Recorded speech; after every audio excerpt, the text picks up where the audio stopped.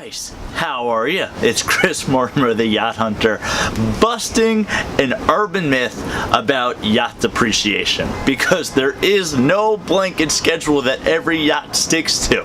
There's nothing. It's not like 20% one year, 10%, 5%, 3%, none of that. And if anyone tells you that, stop listening to whatever they're saying.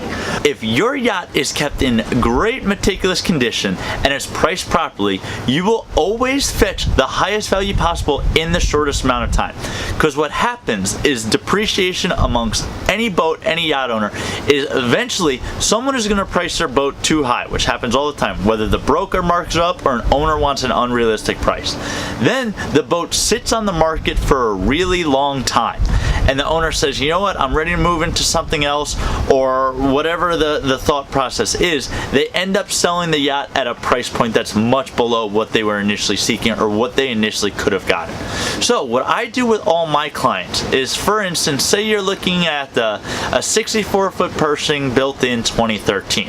You want to look at the sales records. What did it sell for in 2013, 2014, 2015, 2016, 2017, and so on. This is going to allow you to have a better sense of understanding for the trajectory of that exact yacht. Now, while depreciation, it should be calculated on a boat-by-boat basis if you're going to be smart about it.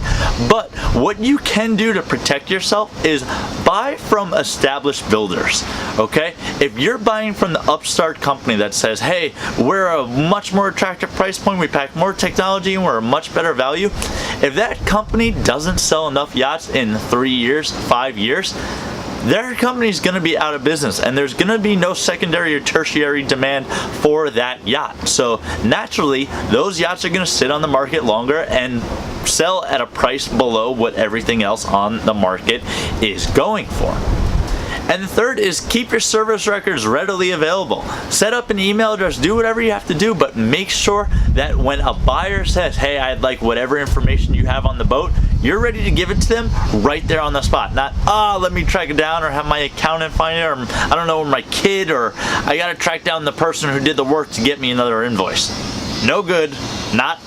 That wouldn't work in anything you sell in your business, so it shouldn't work on your boat. But it's all too common. It's a matter of friction, and we want to eliminate as much friction as we can. So, you're buying a yacht, you want to make sure you buy something that's of a good value. Reach out for the recent sales records. I'll be happy to present it to you if you reach out to me on my website, www.theyachthunter.com. But before doing that, be sure to like this video, be sure to subscribe so you get other great videos that come out regarding any bit of a yacht purchasing education, and feel free to reach out to me with any other questions you might have in the comments below, or again on my website. So, thanks so much for watching. As always, happy yachting, my friends.